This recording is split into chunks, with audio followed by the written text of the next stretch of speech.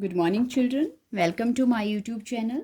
बच्चों, आज इस वीडियो में हम सॉल्व करेंगे एक्सरसाइज 2.3 का क्वेश्चन नंबर 1। और क्वेश्चन नंबर 1 में बोला है कि divide the polynomial p x by the polynomial g x and find the coefficient and remainder. हमारे पास क्या क्या दिया है बच्चों?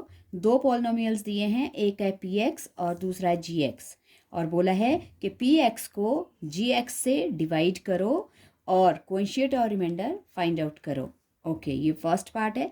तो फर्स्ट पार्ट में हमारे पास पॉलिनोमियल दिया है एक्स क्यूब और minus 3x², okay, plus 5x minus 3, और जी एक्स है हमारे पास x² माइनस 2। तो अब हम डिवाइड करते हैं।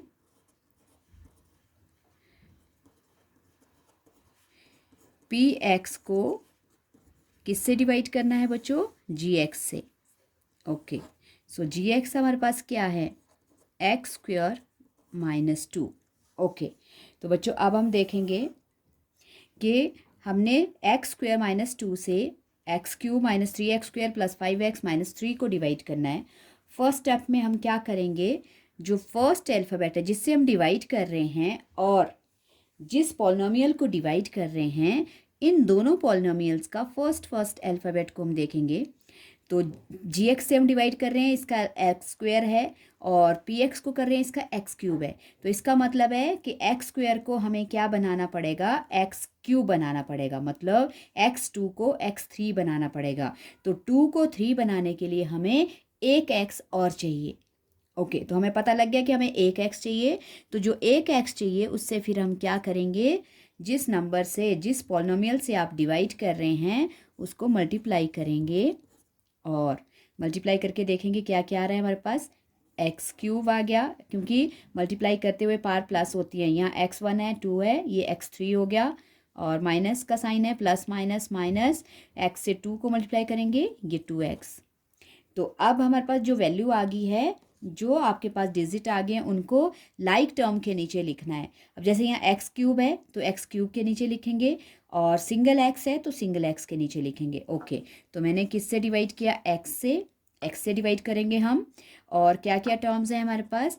x³, और स्क्वायर का नहीं है, सिंगल है, तो उसके नीचे लिखेंगे।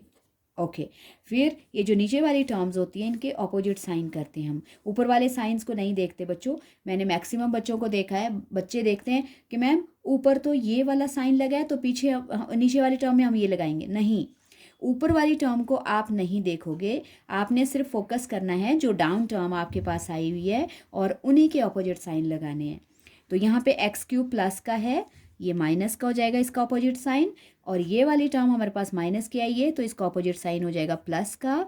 और फिर लाइन ड्रॉ करेंगे कैंसिल करने के लिए। अब देखो यहाँ एक x³ जो है प्लस का है और एक माइनस का है, तो इसका मतलब ये दोनों आपस में कैंसिल हो जाएंगे। ओके, और यहाँ पे अब जो हमने साइन लगाया वो वैलिड होगा, पहले वाला साइन खत्म हो जाएगा। तो अब हमारे पास ये भी बन गया है प्लस का, 2 प्लस का हो गया, तो +5 + 2 हमारे पास बन गया बच्चों +7x। वेरिएबल कॉमन होते हैं, कई बच्चे इनको स्क्वायर बना देते हैं, तो स्क्वायर नहीं होते कभी भी, डिजिट प्लस हो जाएंगे, वेरिएबल कॉमन हो जाएगा। और वैसे ही अब x³ का हमारे पास कैंसिल आउट हो गया। अब नेक्स्ट उससे लिस्ट पार है स्क्वायर, तो इसको डाउन करेंगे, तो -3x² को डाउन किया, -3x² और +7x, ये बचा हमारे पास। अब x² को हमें बनाना है -3x²। तो देखो बच्चों, x² यहाँ भी है, यहाँ भी है, तो मतलब ये तो दोनों वैल्यू है इक्वल। अब हमें सिर्फ चाहिए -3। ओके, तो अब हम -3 से मल्टीप्लाई करके पहले चेक कर लेते हैं कितना आता है। Plus minus minus 3x² minus multiply minus plus 3 × 6। तो आगे हमारे पास टर्म्स बच्चों। अब लाइक टर्म को लाइक टर्म के नीचे, x² वाला x² के नीचे, और अब हमारे पास कांस्टेंट टर्म आई है, x वाली नहीं है, तो ये जो कांस्टेंट टर्म है इसको भी हम डाउन कर लेंगे और यहाँ लिख लेंगे +6। फिर बच्चों जो नीचे वाली टर्म है जो अभी आप हमारे पास आई, उसका साइन चेंज कर देंगे। ये माइनस है तो प्लस हो जाएगा, ये प्लस है माइनस हो जाएगा। फिर लाइन ड्रॉ करेंगे, ये दोनों वैल्यू कैंसिल, क्योंकि ये ऑपोजिट। बच्चों जब ऑपोजिट साइंस होते हैं और लाइक टर्म्स होती हैं तो वो कैंसिल हो जाती हैं, माइनस हो जाती है, मतलब उसका मतलब ये होता है। ओके, अब क्या डाउन करेंगे, 7x, और इधर देखो हमारे पास प्लस का 6 था, हमने साइन लगाया माइनस का, अब ये माइनस का हो गया तो -3 और -6 डिजिट प्लस हो जाएंगे साइन माइनस का, तो आ गया -9। ओके, अब देखो यहाँ पे हमारे पास 7x है और जिससे हम डिवाइड कर रहे हैं वो x² है, मतलब इसकी पावर बड़ी है, तो अब ये इससे डिवाइड नहीं हो सकता, तो इसका मतलब हमारे पास रिमाइंडर बच गया 7x - 9।